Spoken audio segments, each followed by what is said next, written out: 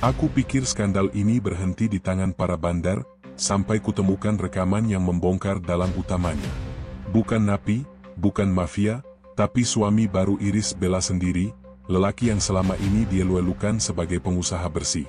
Ketika ia memerintahkan agar Ammar Zoni dihilangkan, aku tahu kebenaran ini bisa mengguncang banyak nama besar. Tapi sebelum semuanya terbongkar, siapa yang akan mereka korbankan lebih dulu? Sebelum kita lanjut ceritanya, jangan lupa ya like dan subscribe channel Saka Bercerita. Jangan lupa menulis asal daerah kalian di kolom komen, supaya kita lebih kenal dan dekat. Silakan duduk yang nyaman karena ceritanya baru dimulai. Let's go! Aku selalu percaya bahwa kebenaran akan menemukan jalannya sendiri. Keyakinan itu yang membuatku bertahan sebagai polisi di Direktorat Narkotika, meski seringkali dunia tempatku bekerja penuh dengan kabut yang tak kunjung tersibak.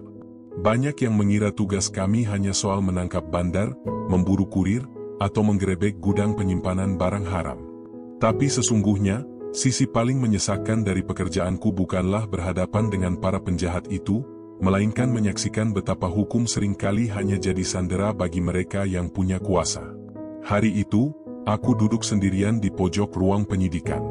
Di atas meja kayu yang permukaannya sudah kusam, tumpukan berkas menunggu untuk kubaca. Setiap lembaran terasa seperti serpihan cerita yang tidak pernah selesai, potongan puzzle yang selalu hilang satu bagian pentingnya. Tapi pagi itu berbeda.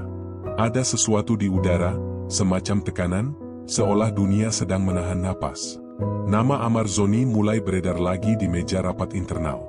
Sudah entah berapa lama aku mengikuti kasusnya, dari kejauhan, tanpa pernah benar-benar diberi mandat langsung untuk menangani. Bukannya aku tidak mau, tapi setiap kali aku mengajukan diri, jawabannya selalu sama, bukan wilayahmu, Hendro. Tenang saja, sudah ada yang menangani. Padahal aku tahu, justru karena itulah aku ingin menyentuhnya, karena kasus itu, sudah ada yang menangani, dan biasanya itu berarti ada sesuatu yang harus ditutup-tutupi.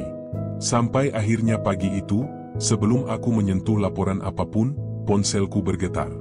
Satu pesan masuk. Nama pengirimnya tak dikenal. Isi pesannya pendek, namun cukup untuk membuat tengkuku meremang. Jangan tutup mata soal Haldi. Dia bukan orang biasa. Aku mengernyit. Haldi? Setahuku, nama itu belakangan banyak beredar di berita hiburan. Pengusaha muda, sukses, punya kehidupan mewah, dan suami dari Iris Bella, wanita yang seluruh Indonesia kenal sebagai artis dengan karir mulus. Mengapa ada orang mengirim pesan seperti itu padaku? Aku menatap layar ponsel lebih lama dari yang diperlukan. Ada sesuatu yang janggal. Pesan itu bukan sekadar peringatan, tapi seolah dorongan.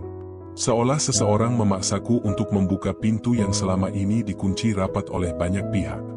Aku menyimpan ponsel dan menarik napas panjang. Baiklah, gumamku. Kalau ini jebakan, setidaknya aku tahu bagaimana cara keluar. Belum sempat aku menelaah lebih jauh, pintu ruangan diketuk. Seorang rekan masuk, wajahnya seperti menyimpan kabar penting. Hendro, katanya pelan, atasan nyari kamu.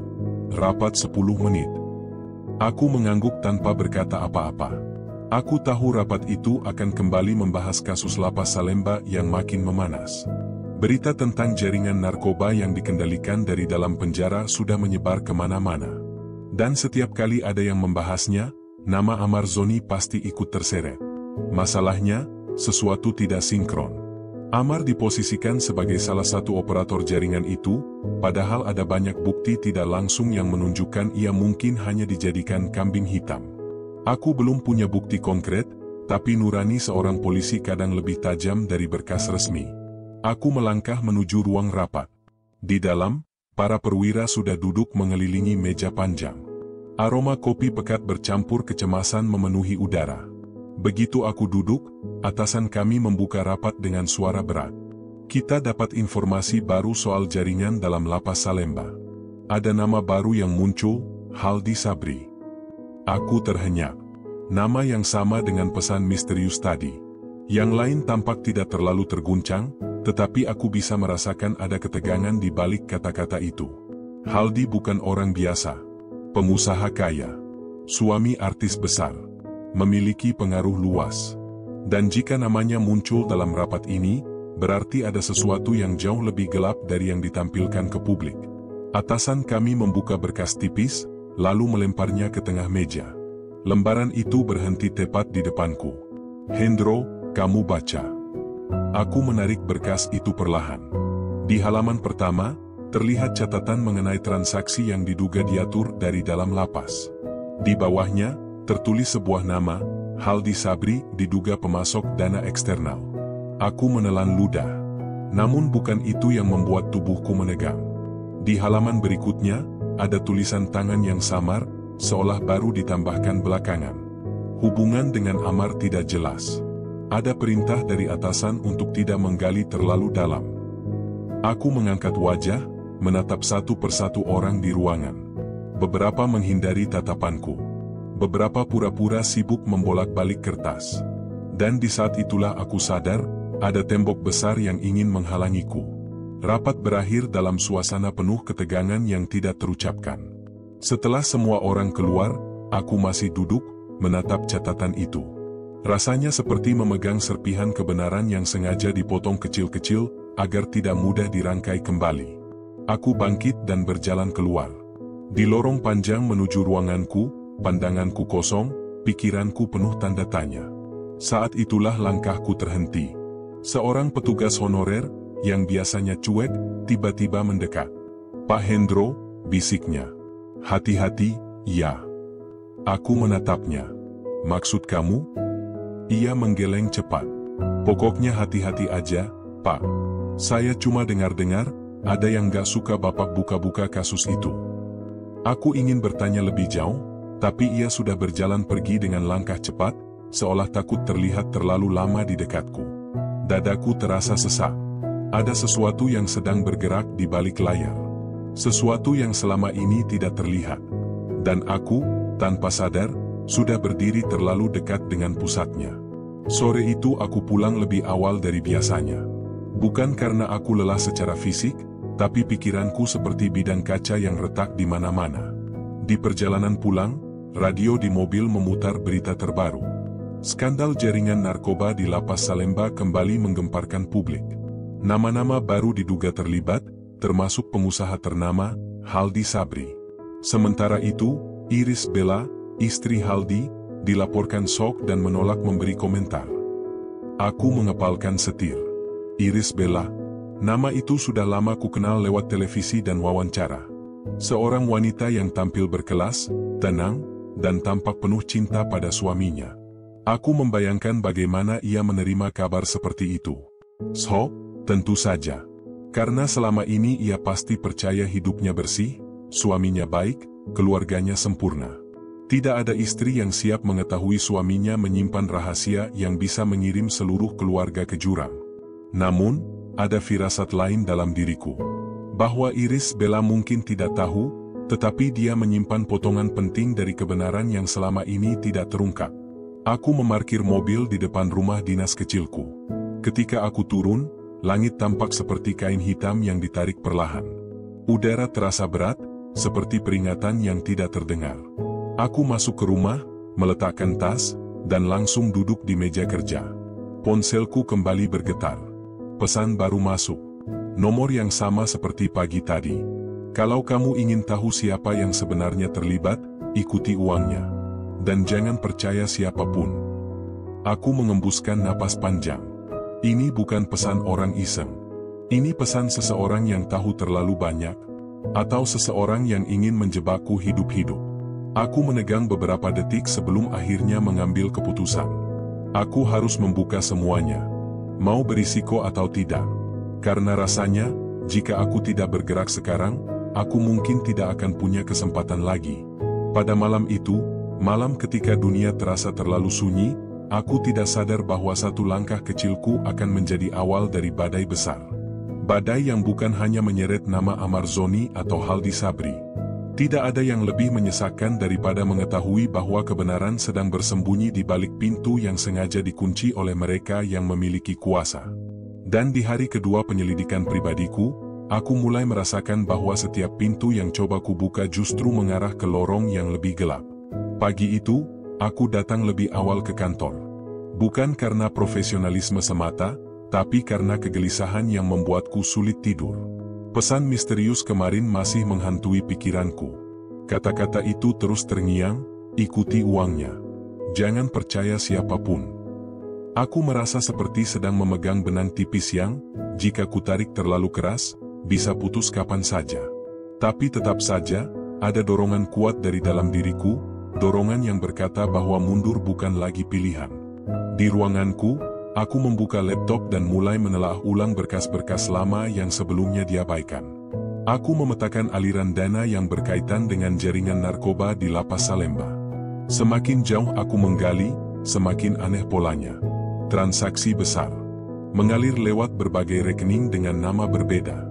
Nominal yang dipecah-pecah agar tidak mencurigakan. Tapi ada satu pola yang terus berulang. Sebagian dana selalu bermuara ke sebuah perusahaan properti milik Haldi Sabri. Aku bersandar di kursi, menatap layar dengan dahi berkerut. Jadi begini caramu memainkannya, Haldi, gumamku. Seorang polisi sepertiku sudah terbiasa melihat pola-pola seperti itu.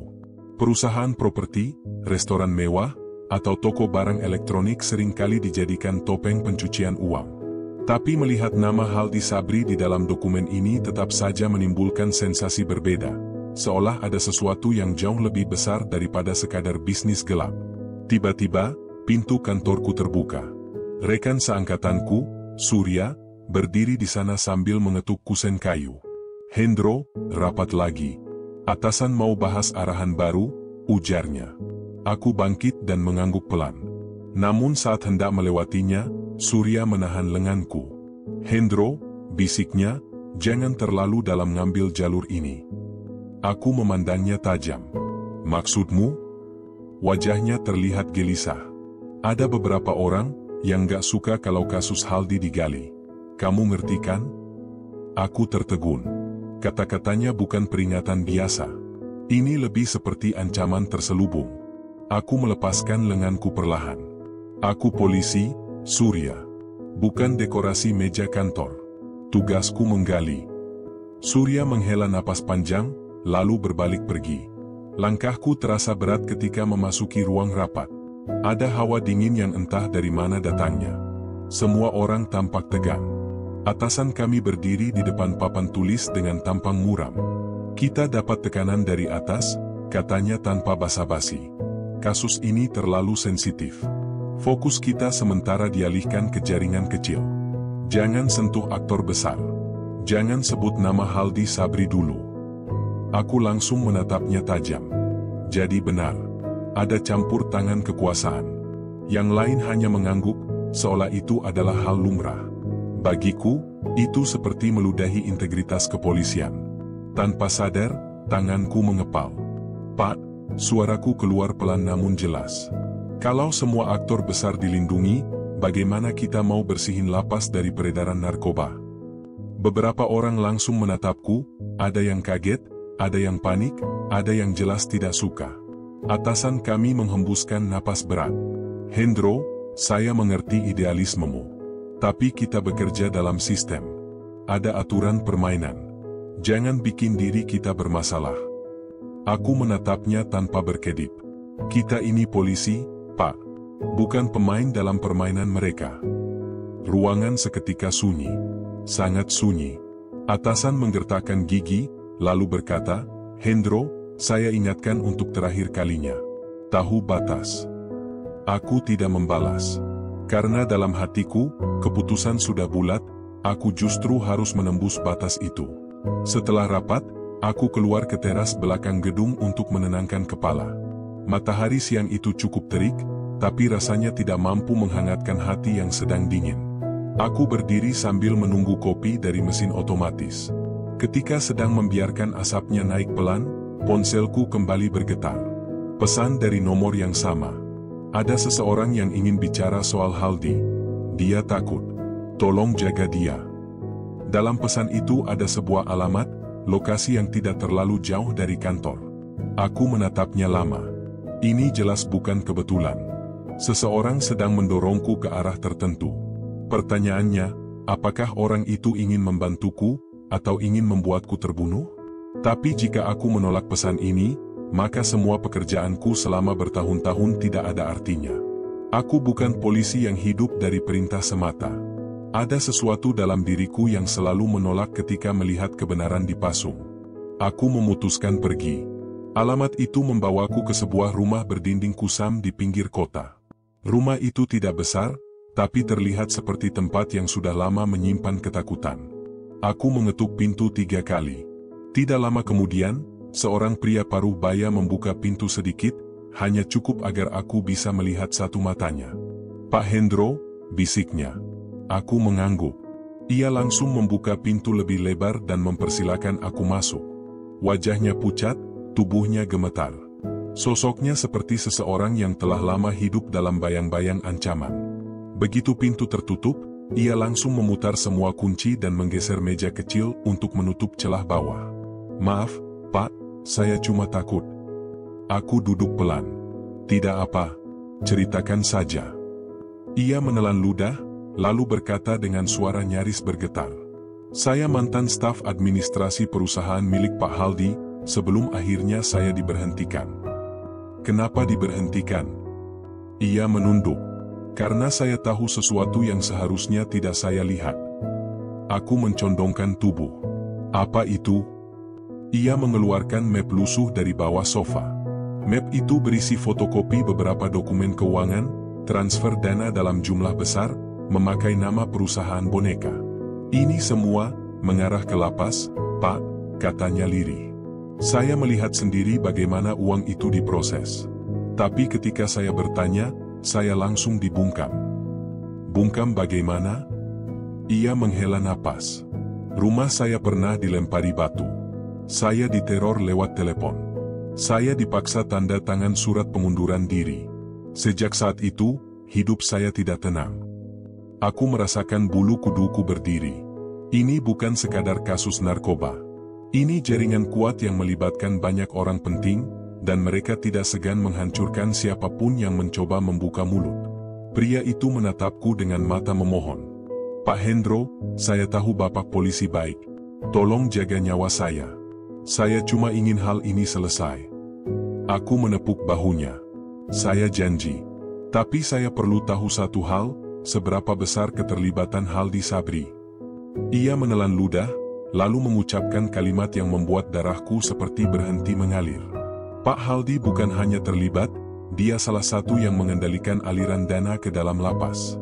Termasuk ke kelompok yang membuat Amar Zoni dijebak." Aku terpaku. Jadi benar. Ada permainan kotor yang jauh lebih kelam. Sebelum aku sempat bertanya lebih jauh, pria itu berdiri dan mendekat ke jendela. Ia mengintip dari balik tirai, lalu wajahnya langsung memucat.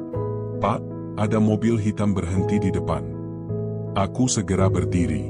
"Mobil siapa?" "Platnya, tidak saya kenal."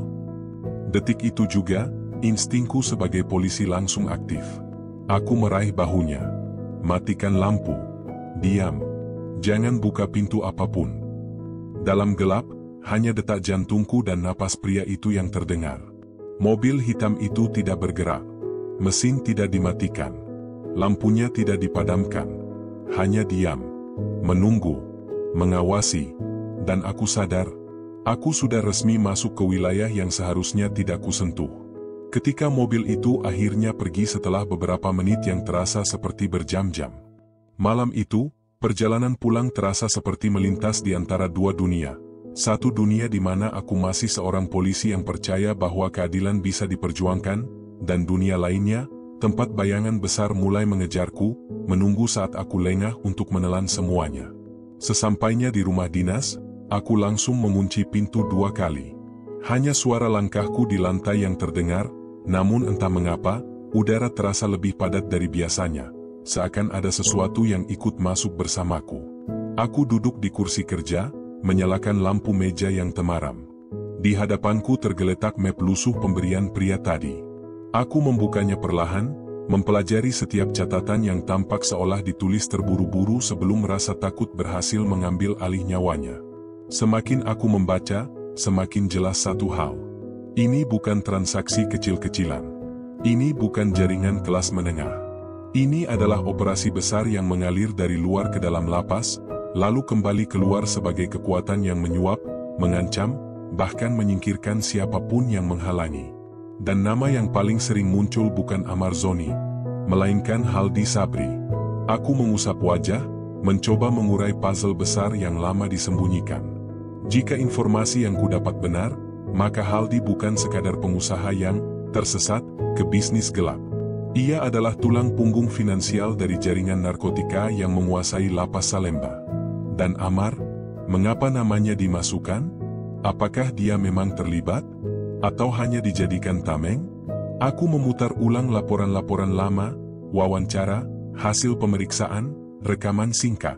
Dan dari semuanya, ada satu hal yang membuatku mual. Setiap bagian terasa sudah diatur, seolah ada tangan tak terlihat yang menyusun narasi agar Amar tampak bersalah. Lalu muncul lagi satu nama yang kian mengganggu pikiranku. Iris Bella. Wanita itu mungkin tidak tahu apapun. Tapi tidak mungkin ia tidak melihat perubahan dalam diri suaminya. Tidak mungkin ia tidak mendengar bisik-bisik gelap yang mengitari kehidupan mereka. Sesuatu dalam hati kecilku berkata bahwa Iris bisa menjadi kunci, meski ia sendiri tidak menyadarinya. Aku menutup map dan bersandar, menatap langit-langit kosong. Di keheningan malam itu, suara pesan misterius terus menggema dalam kepalaku, ikuti uangnya, jangan percaya siapapun. Keesokan paginya, aku berangkat lebih awal lagi. Udara pagi terasa lembab, seperti memberi pertanda bahwa hari ini tidak akan berjalan biasa. Saat memasuki kantor, beberapa rekan memberi tatapan aneh. Bukan tatapan curiga, tapi lebih seperti tatapan takut, seolah mereka tidak ingin dekat-dekat dengan seseorang yang sedang menantang pihak berkuasa. Aku duduk dan mulai memeriksa berkas, sampai suara ketukan pelan mengganggu pikiranku. Seorang perempuan muda, staf administrasi, masuk dengan wajah pucat. "Pak Hendro, ini ada titipan untuk Bapak," katanya sambil meletakkan amplop coklat di mejaku. "Dari siapa?" Ia menggeleng, lalu cepat-cepat keluar seakan takut terlihat berada di ruangan ini. Aku membuka amplop itu hati-hati. Di dalamnya hanya ada selembar kertas. Tulisan tangan yang rapi namun dingin. "Jangan ganggu keluarga orang terkenal. Banyak pintu yang bisa ditutup selamanya." Aku menghembuskan napas panjang. Jadi mereka mulai bermain di permukaan. Aku meremas kertas itu dan membuangnya ke laci terdalam. Jika mereka pikir ancaman seperti ini bisa membuatku mundur, maka mereka belum benar-benar mengenal Hendro Priyono. Siang hari aku memutuskan memeriksa kantor perusahaan properti milik Haldi secara diam-diam. Tidak resmi, tentu saja. Jika aku meminta izin, besar kemungkinan semua pintu akan tertutup rapat sebelum aku tiba. Bangunan itu megah, berdiri kokoh di pusat kota. Kaca-kacanya memantulkan cahaya matahari dengan sombong, seolah sedang berteriak, "Kami bersih. Tidak ada yang perlu kau curigai." Aku masuk ke lobi. Seorang resepsionis menyapaku dengan senyum profesional, tapi matanya menatapku terlalu lama, seakan mengenal sesuatu yang tidak ingin diingat. "Selamat siang, ada yang bisa saya bantu?" "Aku ingin bertemu dengan manajer administrasi," jawabku dingin. "Maaf, Pak, ada janji sebelumnya?" "Tidak ada. Tapi tolong sampaikan saja." Ia ragu sejenak, namun akhirnya menghubungi seseorang lewat telepon. Setelah itu, ia tersenyum kaku. "Silakan tunggu, Pak. Manajer akan turun." Beberapa menit kemudian, seorang pria rapi dengan setelan abu-abu muncul. Senyumnya terlalu hangat untuk orang yang baru bertemu denganku, dan justru itu yang membuatku semakin curiga. "Bapak Hendro dari Direktorat Narkotika, benar?" Aku mengangguk. "Ada yang bisa saya bantu?" Aku memperhatikan bahasa tubuhnya. Tegang, tapi berusaha ditutup-tutupi. Nadanya ramah, tapi matanya tidak pernah benar-benar fokus menatapku. Aku ingin memeriksa beberapa dokumen transaksi perusahaan. Hanya verifikasi singkat. Ia tersenyum. "Maaf, Pak. Untuk dokumen finansial, kami harus menunggu izin direktur. Dan Bapak tahu sendiri, Pak Haldi sedang sibuk sekali belakangan." "Tentu," jawabku pelan. Tapi aku hanya butuh salinan data publik. Tidak lebih. Meski begitu, prosedur tetap prosedur. Aku menatapnya dalam. Jadi semua pintu ditutup? Ia meneguk ludah. Bukan begitu? Tentu saja begitu. Pria itu mengalihkan pandangan. Napasnya terdengar tersendat. Aku melangkah mendekat satu langkah. Dengarkan baik-baik. Menutup akses pada penyelidikan bisa dianggap menghalangi hukum. Dan aku tidak yakin perusahaan sebesar ini mau berurusan dengan kasus seperti itu. Wajahnya memucat. Ia terdiam beberapa detik, lalu berkata dengan suara nyaris berbisik. Pak Hendro, saya tidak bisa bantu, bukan karena tidak mau. Tapi karena saya diminta diam. Diminta siapa? Ia melihat sekeliling, lalu mendekat. Orang dalam kepolisian sendiri. Ada yang melindungi Pak Haldi dari belakang. Darahku seperti berhenti sebentar. Apa maksudmu? Namun ia mundur lagi, ekspresinya berubah takut. Saya nggak bisa bicara lebih banyak. Tolong jangan datang lagi ke sini. Ia berbalik dan pergi terburu-buru. Aku berdiri di tengah lobi, merasakan getaran kecil di dada. Jika ada orang dalam lembaga kami sendiri yang membantu Haldi, itu berarti lingkaran korupsi jauh lebih besar daripada yang kubayangkan. Dalam perjalanan pulang, aku memutuskan menghubungi nomor misterius yang selama ini mengirim pesan. Aku ingin tahu siapa orang itu sebenarnya. Namun begitu kutekan panggilan, ponsel itu langsung mati. Nomornya tidak bisa dihubungi. Aku menggeram pelan. Jadi orang itu hanya mau bicara lewat pesan, atau sebenarnya ia sedang diawasi juga? Aku kembali ke rumah, duduk di meja kerja, lalu menghidupkan perekam suara. Aku mulai berbicara, sendiri, mencatat segala temuan, segala ancaman, segala celah yang kutemui. Jika sesuatu terjadi padaku, ucapku pelan, kebenaran tetap harus ditemukan. Namun sebelum aku menutup perekam, ketukan keras di pintu membuatku tersentak. Aku berdiri cepat dan meraih gagang pintu. Ketika kubuka, tidak ada siapapun. Hanya sebuah amplop putih terjatuh di depan pintu. Aku memungutnya. Di dalamnya ada satu foto. Foto seorang pria yang tadi kutemui, saksi yang menyerahkan dokumen padaku, terbaring di jalan gelap. Wajahnya lebam. Matanya setengah terbuka. Tidak ada gerak. Di sudut foto ada tulisan tangan. Diam, atau kau menyusul. Aku mematung. Nafasku tercekat. Perlahan, jari-jariku mulai bergetar. Karena malam itu, untuk pertama kalinya, aku menyadari sesuatu yang selama ini enggan kuakui. Aku bukan hanya sedang menyelidiki kejahatan. Aku sedang menyentuh sarang monster. Dan monster itu, baru saja mengirim pesan bahwa ia sudah melihatku. Aku tak pernah benar-benar percaya pada kalimat, semua akan terbongkar pada waktunya. Di Direktorat Narkotika, kebenaran tidak pernah jatuh dari langit.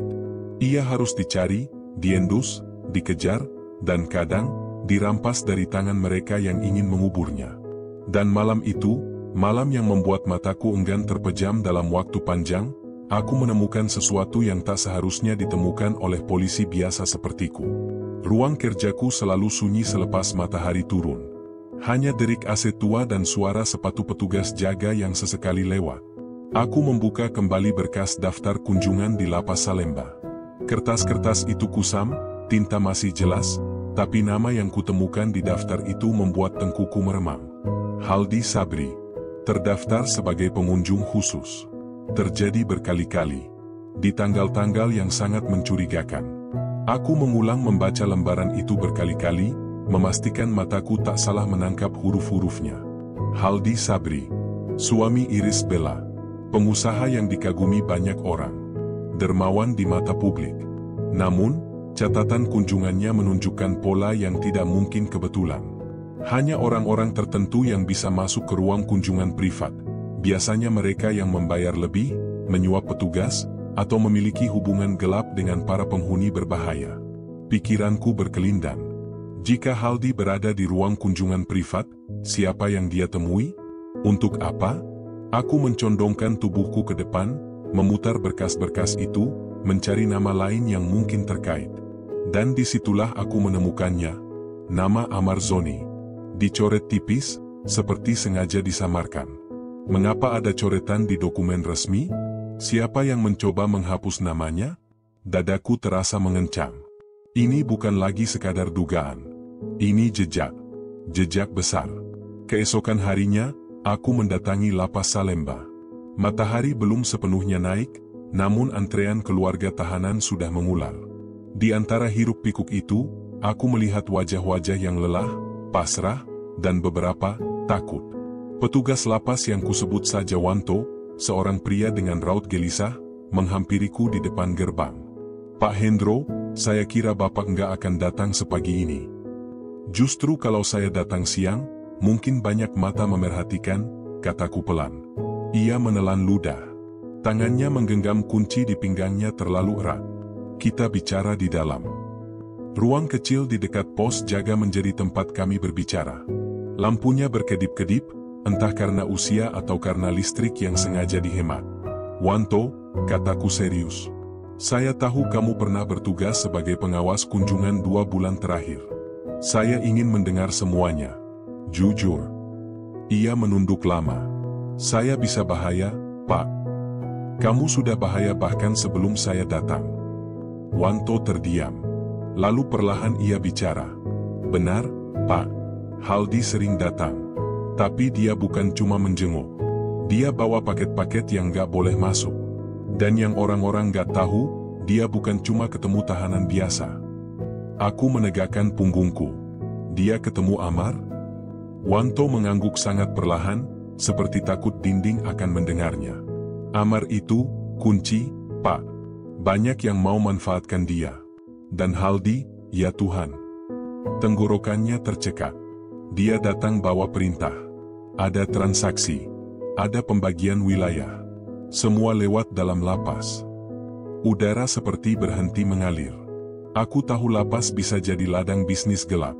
Tapi mendengar bahwa Haldi, sosok yang dielu-elukan sebagai suami panutan, bermain di sana seperti raja bayangan, itu membuat darahku mendidih. "Kamu lihat sendiri?" tanyaku menekan. "Semua saya lihat, Pak. Dan saya takut. Kemarin saya dengar, ada nama Bapak disebut-sebut." Aku membeku. "Sebut apa?" Wanto menatapku dengan mata yang penuh ketakutan. Katanya, ada polisi dari Direktorat Narkotika yang terlalu banyak tahu. Mereka mau menghilangkannya. Suasana menjadi hening. Hening, seperti bisikan maut. Lidahku terasa pahit. Suara jantungku terdengar jelas di telingaku. "Mereka sebut nama saya," bisikku. Ia mengangguk. "Iya, Pak. Nama Hendro disebut langsung." Aku berjalan keluar dari lapas dengan langkah berat. Matahari sudah tinggi, namun tubuhku terasa dingin. Di halaman depan, para keluarga tahanan sibuk dalam kecemasan masing-masing. Anak-anak berlari kecil, ibu-ibu membawa makanan dari rumah, beberapa pria berdiri gelisah sambil menatap pintu besi. Namun bagiku, hari itu seperti terbalik. Karena setelah sekian lama menyelidiki dari kejauhan, aku baru menyadari sesuatu. Aku bukan lagi sekadar saksi dari sistem yang kotor. Aku sudah menjadi ancaman. Ancaman yang harus mereka bungkam. Dan Haldi Sabri, bukan hanya pelaku. Dia bagian dari lingkaran yang jauh lebih besar. Jauh lebih gelap. Jauh lebih kejam. Aku memandang ke langit. Awan putih melayang pelan. Dalam hati aku berbisik, "Baik, kalau mereka mau perang, aku akan beri mereka perang yang tidak pernah mereka bayangkan." Dan sejak hari itu, langkahku berubah. Aku tak lagi sekadar menyelidiki. Aku mulai melawan. Sejak pertemuanku dengan Wanto, dunia di sekelilingku berubah warna. Jalanan yang biasanya terasa biasa, kini seperti dipenuhi mata-mata yang mengawasi setiap langkahku. Bahkan suara motor melintas terdengar seperti ancaman kematian yang lewat begitu saja. Namun aku tahu satu hal, aku tidak bisa berhenti. Jika aku menyerah, maka semua yang telah kulihat, ketidakadilan, permainan kotor, dan nama-nama besar yang bersembunyi di balik topeng kehormatan, akan terus menyakiti banyak orang. Termasuk mereka yang tak mampu melawan. Dan itu bukan alasan aku menjadi polisi. Malam itu, aku duduk di ruang kerjaku. Cahaya lampu kuning redup menerangi tumpukan berkas, rekaman, dan laporan yang bertebaran. Di tengah kepenatan itu, ada satu benda yang terus menarik perhatianku. Sebuah flashdisk kecil berwarna abu-abu yang sudah beberapa hari tidak kusentuh. Flashdisk itu bukan barang biasa. Isinya, bukti. Rekaman percakapan antara dua orang yang bekerja di balik layar.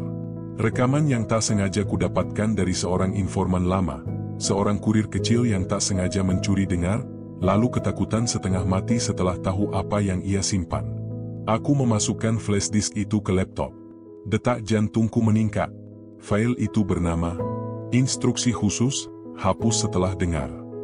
Nama yang tidak pernah membuatku nyaman sejak awal. Aku klik tombol play. Suara pertama yang terdengar berat, dalam, dan mencoba terdengar santai. Orang itu tahu terlalu banyak, dia harus diam sebelum semuanya bocor. Suara kedua lebih muda, gugup, tetapi jelas patuh. Tapi dia dari Direktorat Narkotika, kalau hilang begitu saja, apa nggak menimbulkan curiga? Ada jeda. Lalu suara berat itu kembali berbicara. Kalau polisinya sendiri hilang, orang akan bilang dia terseret kasus. Atau disabotase lawan. Kita tinggal siapkan cerita. Media lapar berita murahan. Mereka akan bantu kita. Dadaku terasa sesak. Suara itu, aku mengenalnya. Kemudian kalimat berikutnya membuat darahku berhenti mengalir. Nama dia, Hendro Priyono. Pastikan sebelum akhir bulan, dia sudah tidak bisa bicara. Suhunya naik di ruangan itu. Atau hanya tubuhku yang memanas? Tanganku refleks mengepal begitu kuat sampai buku-buku jari memutih. Aku, target mereka. Aku, yang mencoba membersihkan busuknya sistem. Aku, yang hanya ingin kebenaran berdiri tegak. Kini menjadi nama yang harus disingkirkan. Aku menahan napas panjang. Dalam detik-detik berikutnya, rekaman itu menampilkan sesuatu yang lebih mengejutkan. Kalau proyek di Salemba pecah, jangan sampai Amar bicara. Dia kunci semua transaksi. Dan Haldi, pastikan dia tetap merasa aman. Istrinya juga. Mereka tidak boleh tahu apapun. Suara muda itu bertanya pelan. Kalau istrinya curiga, bagaimana? Jawaban suara berat itu membuat bulu kuduku berdiri. Kalau dia banyak tanya, kita buat dia berhenti bertanya. Rekaman berhenti. Sunyi. Hanya suara nafasku yang terengah-engah sendiri. Aku menutup laptop perlahan, seakan takut suara kecil pun akan menarik perhatian. Kini aku yakin. Ini bukan lagi sekadar kasus narkoba di lapas. Ini jaringan besar. Jauh lebih besar dari yang kubayangkan. Ada banyak nama di atas Haldi. Ada kekuatan politik, bisnis, dan aparat yang menjadi tulang punggung kejahatan itu. Dan aku berada tepat di tengah pusaran. Saat aku berdiri, tiba-tiba ponselku bergetar. Nomor tak dikenal. Aku ragu beberapa detik sebelum mengangkatnya. Halo? Hanya ada napas. Kemudian suara pelan berbicara dari seberang. Pak Hendro, Bapak harus hati-hati, mereka sudah tahu Bapak buka rekamannya. Aku menegang. Siapa ini? Jangan tanya nama saya. Saya cuma, nggak mau Bapak mati sia-sia. Hening. Lalu suara itu menambahkan. Mereka kirim orang malam ini. Telepon terputus. Dadaku seperti dihantam palu. Malam ini? Aku bergegas mematikan lampu dan menyingkap tirai. Di luar, jalanan gelap. Namun di seberang sana, ada sebuah mobil hitam berhenti. Lampunya mati. Jendela depannya tertutup rapat. Dan yang membuatku hampir kehilangan pijakan adalah ketika aku melihat bayangan seseorang berdiri di samping mobil itu, seolah sedang menunggu aba-aba. Ini sudah dimulai. Aku tahu hanya ada dua pilihan. Lari, atau melawan. Namun setelah mendengar rekaman tadi, mengetahui bahwa bukan hanya aku yang mereka incar, melainkan Amar, Haldi, dan bahkan Iris Bella, aku membuat keputusan yang tak lagi bisa diubah. Aku tidak akan mundur. Aku mengambil pistol dinas dari laci. Dinginnya besi itu terasa menenangkan. Jika mereka pikir Hendro Priyono akan mati tanpa suara, maka mereka keliru besar. Malam itu, dengan jantung berdetak keras namun langkah tegas, aku menyiapkan diri menghadapi babak baru. Babak yang tak lagi sekadar penyelidikan. Babak perlawanan. Dan perang ini baru dimulai. Aku tidak pernah melupakan suara napas di ujung telepon itu. Suara seseorang yang terdengar ketakutan, terburu-buru, seperti sedang berlari menghindari kematian. Kata-katanya membekas, menancap keras ke dalam pikiranku. Mereka kirim orang malam ini. Sejak kalimat itu terucap, dunia sekelilingku berubah menjadi ruang perang yang tak terlihat. Sunyi, mematikan, dan menunggu celah untuk menyerang. Aku berdiri di depan jendela kecil ruang kerjaku. Mobil hitam itu masih ada di seberang jalan, posisinya tetap. Diam. Mencurigakan. Lampunya mati, tapi sedikit pantulan dari lampu trotoar memantul di kaca depannya. Setiap insting polisi yang kupunya menjerit, bahaya sudah tiba. Aku tidak bisa tinggal diam. Aku tidak bisa menunggu mereka datang menghancurkan pintu kantorku. Aku memberi ruang gelap mengisi ruangan, mematikan semua lampu, lalu mengambil pistol dinas dan senter kecil. Setelah memastikan ponsel dalam mode senyap, aku keluar dari kantor melalui pintu belakang.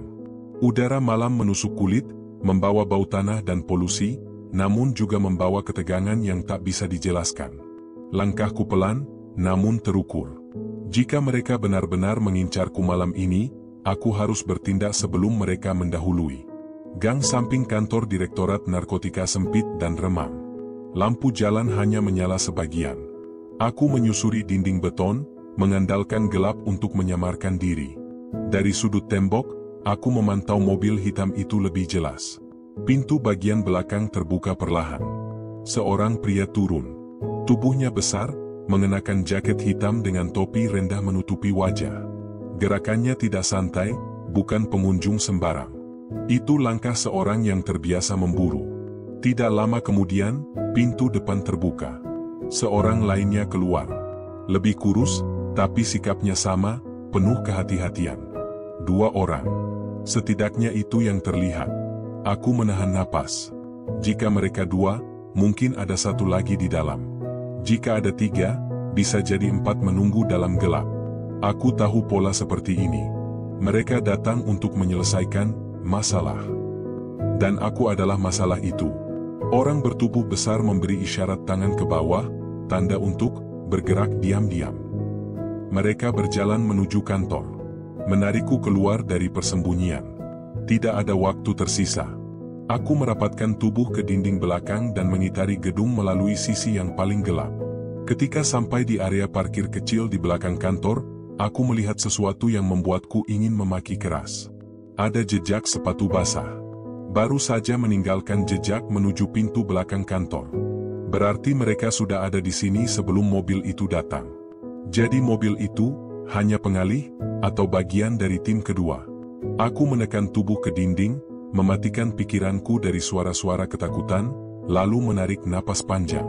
Tenang, Hendro, kamu sudah menghadapi hal seperti ini. Kamu bukan anak baru. Aku memejam sebentar lalu membuka mata kembali. Fokus. Pintu belakang kantorku tendang perlahan. Ruangan gelap. Kursi-kursi tampak seperti bayangan wujud manusia yang menunggu. Bau kertas dan AC tua masih sama, tapi ada aroma tambahan, bau keringat asing. Bau adrenalin. Aku menyalakan senter ke arah lantai, tidak langsung ke depan. Pantulan cahaya menemukan sesuatu. Bekas telapak sepatu.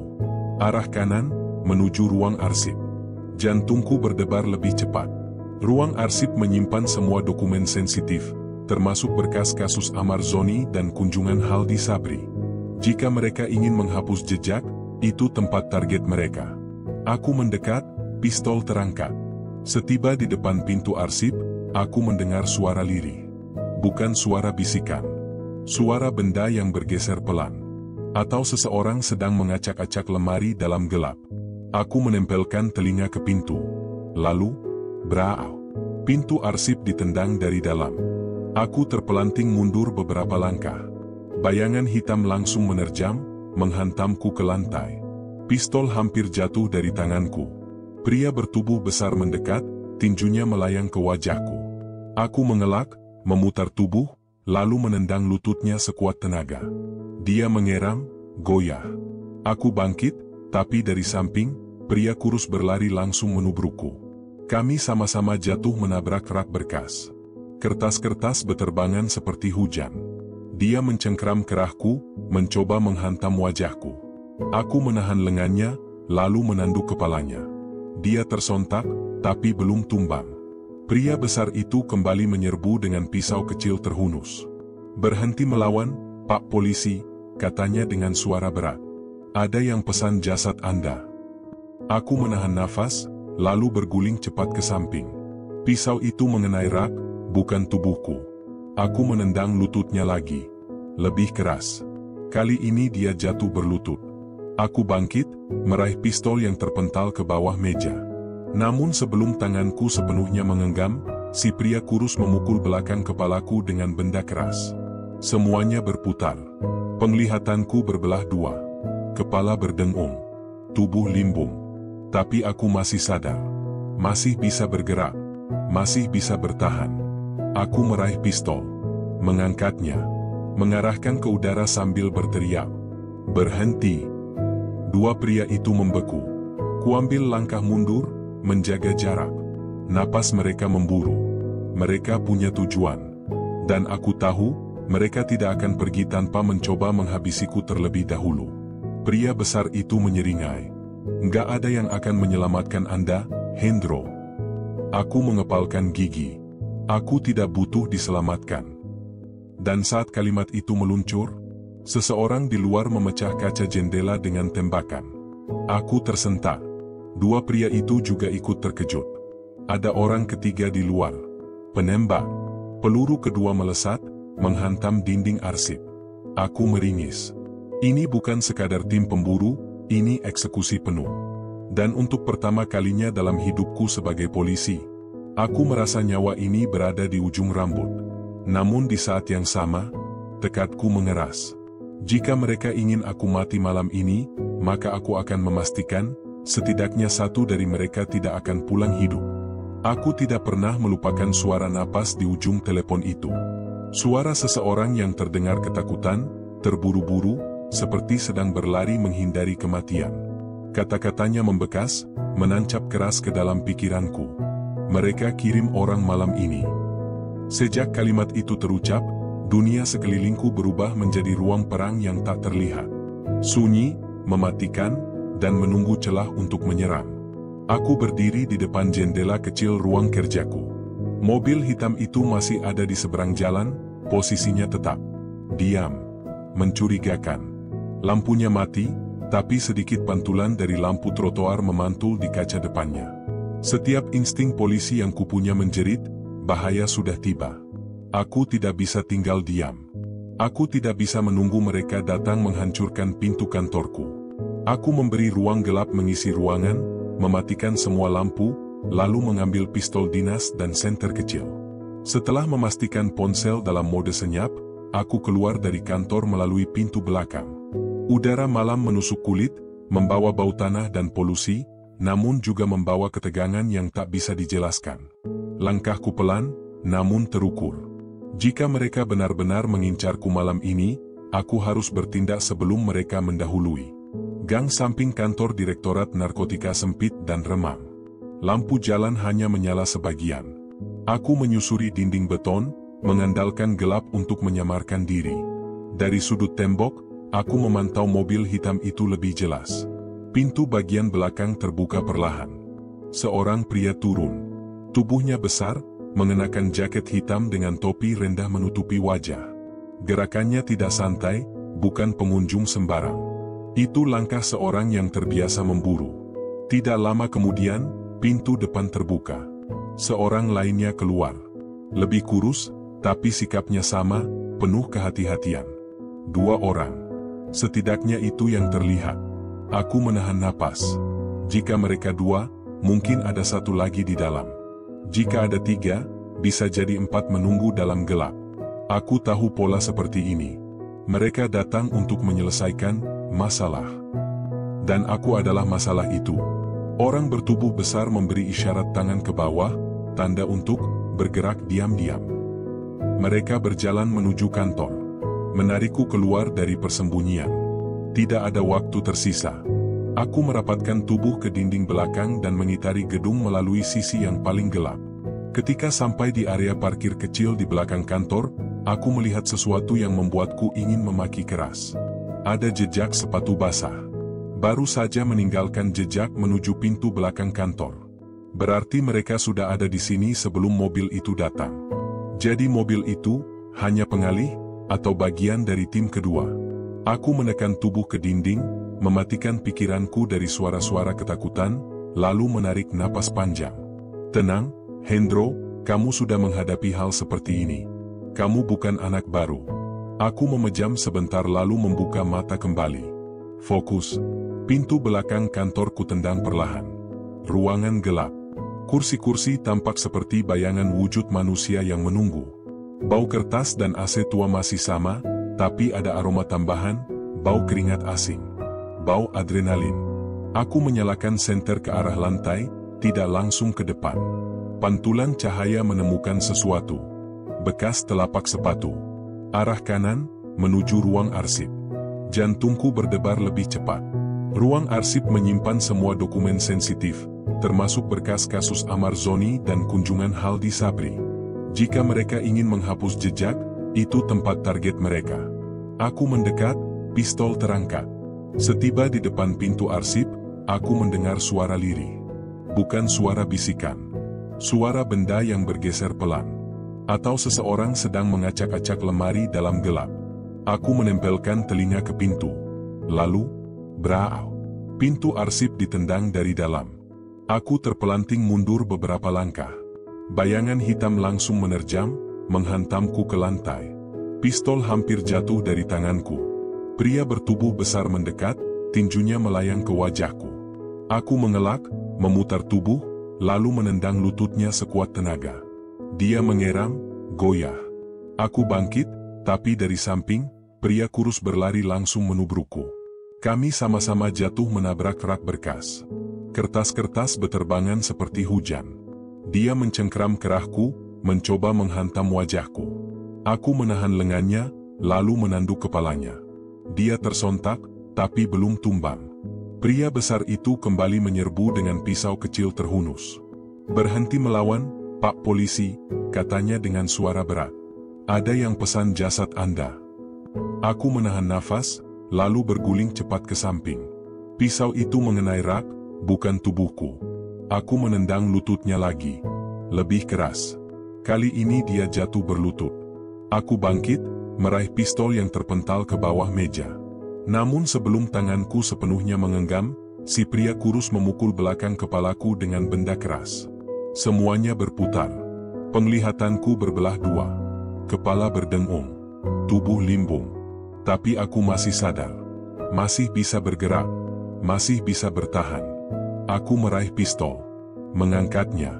Mengarahkan ke udara sambil berteriak. "Berhenti!" Dua pria itu membeku. Kuambil langkah mundur, menjaga jarak. Napas mereka memburu. Mereka punya tujuan. Dan aku tahu, mereka tidak akan pergi tanpa mencoba menghabisiku terlebih dahulu. Pria besar itu menyeringai. "Nggak ada yang akan menyelamatkan Anda, Hendro." Aku mengepalkan gigi. Aku tidak butuh diselamatkan. Dan saat kalimat itu meluncur, seseorang di luar memecah kaca jendela dengan tembakan. Aku tersentak. Dua pria itu juga ikut terkejut. Ada orang ketiga di luar. Penembak. Peluru kedua melesat, menghantam dinding arsip. Aku meringis. Ini bukan sekadar tim pemburu, ini eksekusi penuh. Dan untuk pertama kalinya dalam hidupku sebagai polisi, aku merasa nyawa ini berada di ujung rambut.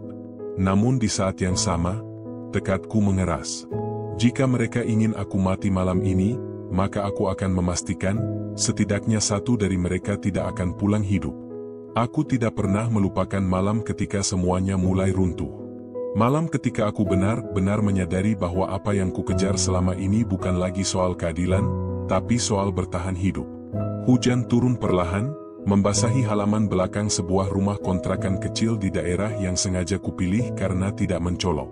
Aku sudah 2 hari tidak pulang ke rumah dinas, memilih bersembunyi sambil menata bukti-bukti yang kupunya. Rasanya seperti hidup di antara dua dunia. Dunia tempatku berdiri sebagai polisi yang mencari kebenaran, dan dunia tempatku dikejar polisi lain yang ingin membuatku hilang. Aku duduk menatap layar laptop yang menyala dingin. Di dalamnya tersimpan rekaman percakapan rahasia, rekaman yang menjadi alasan mengapa aku diburu. Suara Haldi terdengar jelas di rekaman itu, meski samar oleh gangguan sinyal. Orang itu tahu terlalu banyak. Kalau Hendro membuka mulut, semuanya selesai. Kau tahu apa yang harus dilakukan. Di rekaman lain, suara seorang pria yang aku kenal benar. Komandan kami sendiri. Suaranya tenang, seolah membicarakan hal sehari-hari. Bereskan sebelum dia mulai bicara. Kita tidak butuh pahlawan di tubuh ini. Aku memijit pelipis. Tenggorokanku terasa panas. Bajingan, bisikku lirih. Aku bisa saja menyerahkan rekaman itu ke internal. Tapi apa gunanya? Orang-orang yang memerintahkannya adalah orang yang sama yang mengendalikan internal. Mereka yang menyuruhku diam adalah mereka yang menandatangani surat-surat jabatan. Mereka yang ingin menyingkirkanku adalah mereka yang dilindungi oleh sistem. Kemana aku harus pergi? Siapa yang bisa kupercaya? Ponselku tiba-tiba bergetar. Nomor tak dikenal. Tanganku refleks meraih pistol di meja sebelum mengangkatnya. Ya? Suara berat seorang pria masuk ke telingaku. Pak Hendro, keluar lewat pintu belakang sekarang. Aku diam. Nafasku menegang. Siapa ini? Tidak ada waktu. Mereka sudah mengarah ke rumah Anda. 2 mobil. 3 orang bersenjata. Jantungku serasa berhenti. Dari mana kau tahu? Aku tidak sempat menjelaskan. Keluar. Sekarang. Telepon terputus. Aku berdiri. Keputusan besar harus dibuat dalam hitungan detik. Jika ini jebakan, aku bisa mati di luar. Jika ini bukan jebakan, aku bisa mati di dalam. Aku mengintip dari celah tirai. 2 mobil hitam melambat di ujung gang. Persis seperti yang orang itu bilang. Sial. Aku mengambil tas selempang yang sudah kusiapkan sejak kemarin. Berisi rekaman, laptop, 2 flash disk, dan beberapa dokumen. Pistol kutaruh di pinggang belakang. Napas panjang. 1 langkah, 2 langkah, lalu aku membuka pintu belakang dengan sangat perlahan. Deru hujan membantu menyamarkan suara langkahku. Aku berlari. Bukan seperti polisi yang sedang melakukan pengejaran, tapi seperti pelaku yang sedang kabur. Ironis. Sangat ironis. Aku baru saja mencapai ujung gang kecil di belakang rumah ketika sebuah motor berhenti mendadak di depanku. Pengendaranya memakai helm hitam full face dan jaket hujan panjang. Dia membuka kaca helm. Ayo naik. Aku menajamkan mata. Siapa kau? Nama saya Raka. Orang kepercayaan seseorang yang ingin Anda tetap hidup. Siar siapa? Amar Zoni. Aku membeku. Angin seakan berhenti. Amar, gumamku lirih. Bagaimana, dia tahu posisiku? Dia juga sedang dikejar, Pak. Bedanya, dia sudah lebih dulu mengerti siapa musuhnya. Dan dia bilang, jika Hendro mati, habis sudah harapan. Aku menelan ludah. Untuk pertama kalinya, bukan aku yang menyelamatkan orang. Tapi seseorang yang katanya kriminal, berusaha menyelamatkan aku. Ironi kedua malam itu. Cepat, Pak. Mereka sudah dekat. Aku naik. Motor melesat di tengah hujan, membelah jalanan kecil yang gelap. Perjalanan itu panjang dan penuh ketegangan. Motor berhenti di sebuah ruko tua tak terpakai. Di dalamnya hanya ada 1 lampu minyak dan tikar lusuh. Di sini aman, kata Raka sambil mengunci pintu besi. Aku duduk. Badan masih gemetar. Amar ingin bertemu langsung, lanjutnya. Dia bilang, Bapak harus tahu apa yang sebenarnya terjadi. Aku menatap Raka. Kenapa dia membantuku? Raka tersenyum tipis. Karena Bapak orang pertama yang percaya dia dikorbankan.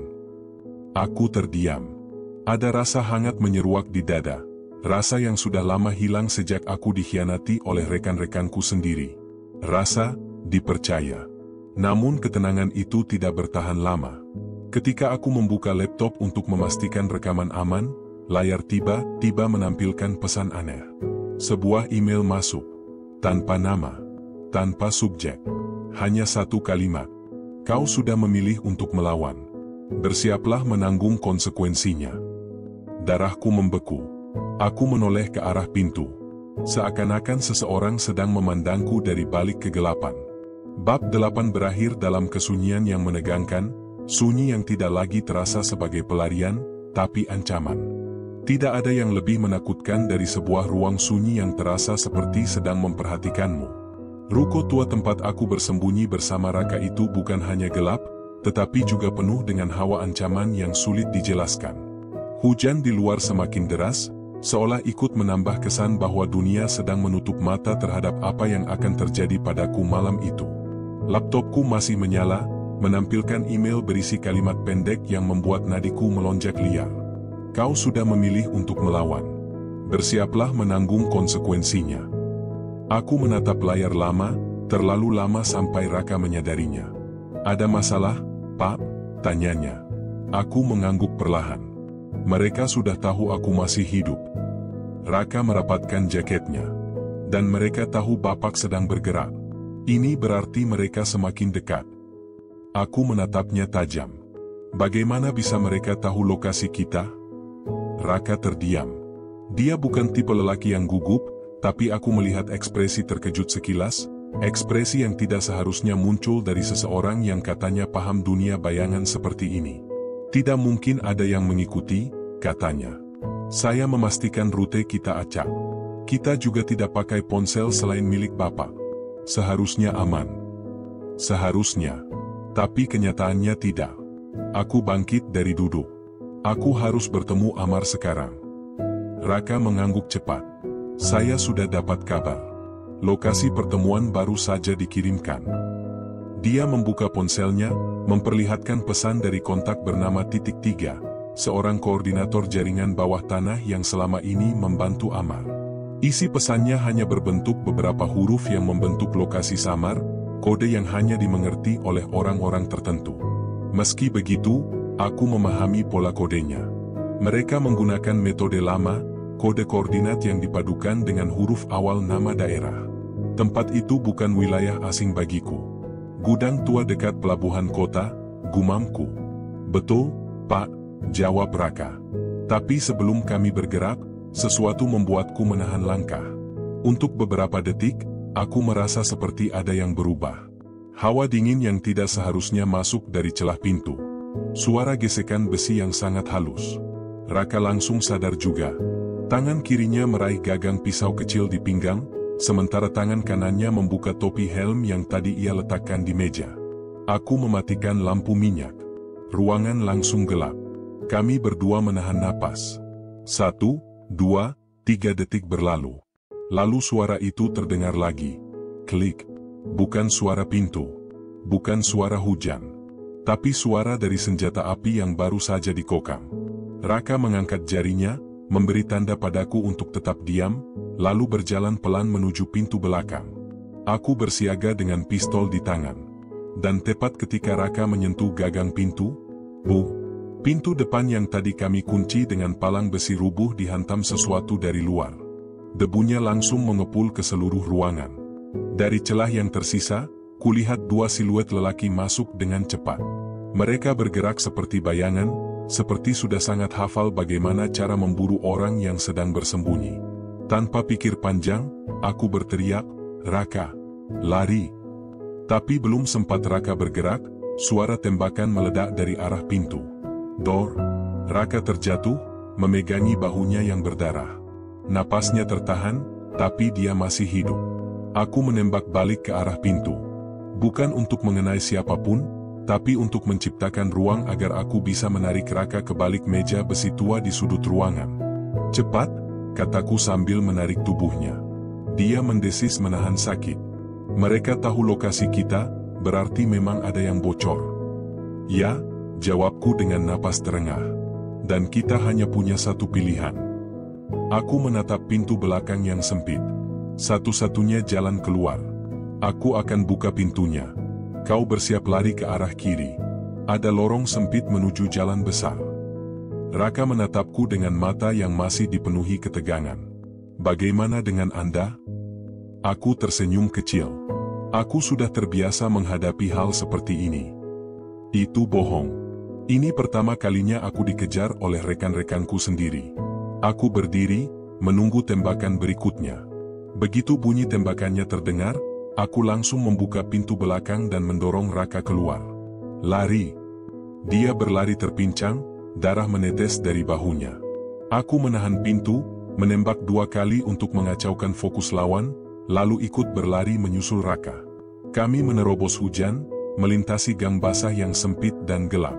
Tapi orang-orang itu tidak menyerah. Dari belakang, terdengar suara langkah cepat dan teriakan pendek. Kejar. Aku meraih lengan Raka, menyeretnya saat langkahnya mulai pelan. Bertahan sedikit lagi, kataku. Pak, lihat kiri. Aku menoleh. Sebuah mobil hitam tanpa plat muncul dari arah jalan besar. Lampunya menyala redup, tapi cukup untuk membuat jantungku membeku. Mobil itu berhenti tepat di depan kami. Pintunya terbuka. Dan seseorang keluar. Seseorang yang tidak pernah kubayangkan akan muncul di tempat seperti ini.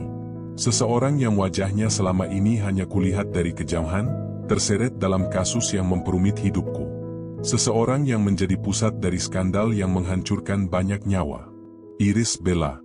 Dia berdiri di bawah hujan, wajah pucat namun matanya tegas. Hendro, katanya dengan nada getir. Masuk. Cepat. Aku dan Raka saling menatap. Bagaimana kau? Tidak ada waktu, serunya.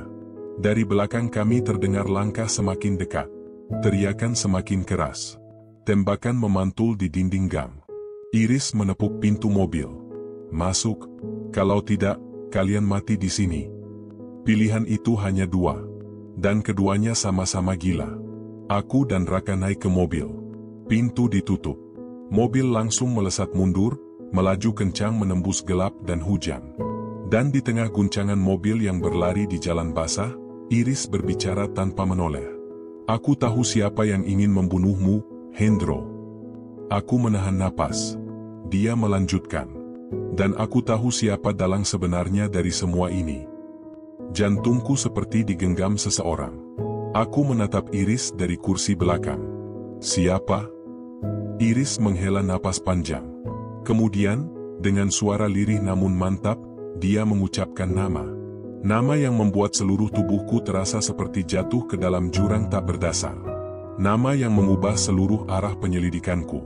Nama yang membuatku sadar bahwa musuh yang kuhadapi bukan hanya jaringan gelap, bukan hanya para koruptor, bukan hanya pengkhianat di tubuh kepolisian. Namun seseorang yang selama ini kukira tidak mungkin terlibat. Seseorang yang selama ini berdiri, tepat di tengah pusaran sorotan publik. Mobil yang dikendarai Iris Bella menembus derasnya hujan, seakan berpacu dengan waktu. Jalanan basah membuat suara gesekan ban terdengar tajam. Raka yang masih menahan luka di bahunya terkulai setengah sadar, sementara aku duduk di belakang, berusaha memahami satu kalimat yang tadi baru saja keluar dari mulut Iris. Satu nama. Satu nama yang menghantamku lebih keras daripada peluru manapun. Namun Iris belum mengulanginya. Dia hanya fokus pada setir, wajahnya kaku namun tegam, seperti seseorang yang memikul beban rahasia paling berat dalam hidupnya. Aku mencondongkan tubuh ke depan. Iris, katakan lagi. Siapa dalang sebenarnya? Iris menggigit bibir, menahan getaran suaranya. Hendro, kalau aku bilang sekarang, kau mungkin tidak akan percaya. Aku sendiri butuh waktu lama untuk menerima kenyataan ini. Tapi nyawa kami sedang dipertaruhkan, kataku, menahan emosi. Dan Raka butuh perawatan. Iris menatap Raka sekilas lewat kaca spion. Kita hampir sampai. Tempat ini aman, setidaknya untuk sementara. Aku mengambil napas dalam. Tempat apa ini? Iris menjawab pelan, rumah seseorang yang juga hidupnya hampir direnggut oleh kebenaran yang sama. Mobil berhenti di depan sebuah rumah mewah yang tampak seperti baru setengah dihuni, lampunya minim, pagar tinggi, dan kamera CCTV yang mati. 3 fakta yang justru membuat tempat ini terasa lebih aman. Masuk, kata Iris sambil membukakan pintu. Begitu masuk, aroma rumah baru langsung menyergap. Tak ada dekorasi mewah, hanya sofa abu-abu dan meja kopi sederhana. Di ruang tamu, seseorang berdiri menunggu. Dan saat orang itu berbalik, aku terpaku. Amar. Amar Zoni berdiri beberapa langkah dari kami, wajahnya lelah, rahangnya mengeras. Meski tubuhnya lebih kurus, sorot matanya tajam, bukan sorot mata seorang kriminal, tetapi seseorang yang berulang kali dihancurkan, dan masih memilih bangkit. "Hendro," katanya pelan. "Akhirnya kau sampai." "Jadi benar," jawabku. "Kau tahu mereka ingin membunuhku." Amar mengangguk. "Mereka juga ingin membunuhku. Mereka ingin menghilangkan semua orang yang tahu kebenaran." Aku menatapnya dalam-dalam. "Kebenaran apa?" Amar menoleh pada Iris. Iris menarik napas panjang, napas yang terdengar seperti ia sudah ingin membocorkan rahasia ini sejak lama, tapi baru sekarang punya keberanian. Lalu dia mengatakan kalimat yang mengguncang seluruh kesadaranku. "Dalang di balik semua ini adalah atasanmu sendiri, Hendro." Aku membeku.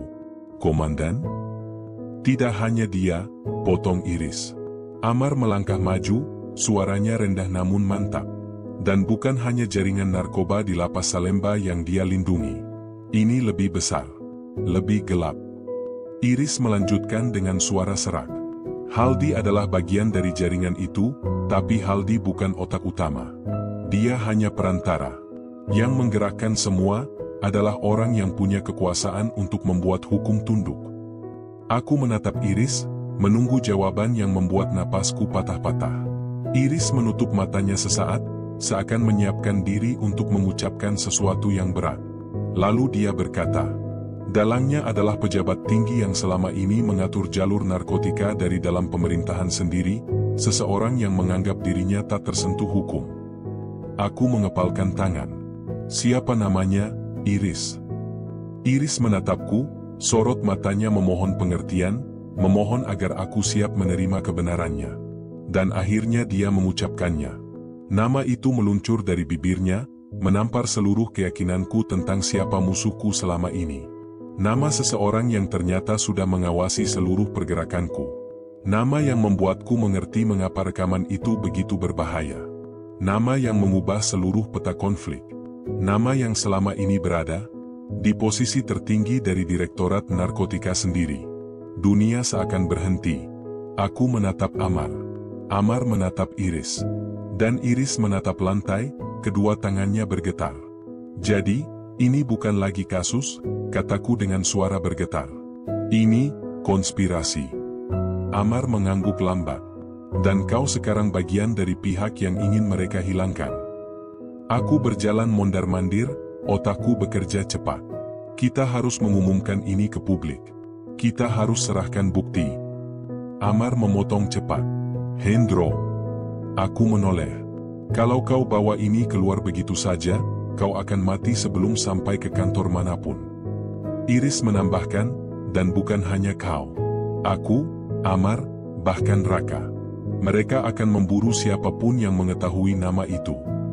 Aku menutup mata, merasakan tekanan yang belum pernah kurasakan sebelumnya. Lebih berat daripada semua investigasi, semua ancaman, semua tembakan yang pernah kuterima. "Jadi apa langkah kita?" tanyaku akhirnya. Amar menoleh ke Iris. Iris memberi isyarat kecil. Amar mendekat padaku, berdiri hanya beberapa sentimeter. "Ada seseorang," katanya. "Siapa?" "Seseorang yang punya akses untuk membuka skandal ini tanpa bisa dibungkam. Seseorang yang bahkan mereka takutkan." Aku mengerutkan kening. "Siapa itu?" Amar tersenyum tipis, senyum yang mengandung harapan dan bahaya sekaligus. "Jurnalis investigasi paling ditakuti di negeri ini." Aku terbelalak. Iris mengangguk. "Dia satu-satunya yang bisa mengguncang fondasi sistem korup ini. Dan dia sudah siap menerima datanya," tambah Amar. Aku menarik napas panjang. "Kapan kita bertemu?" Amar menatapku lekat-lekat, lalu berkata, "Malam ini."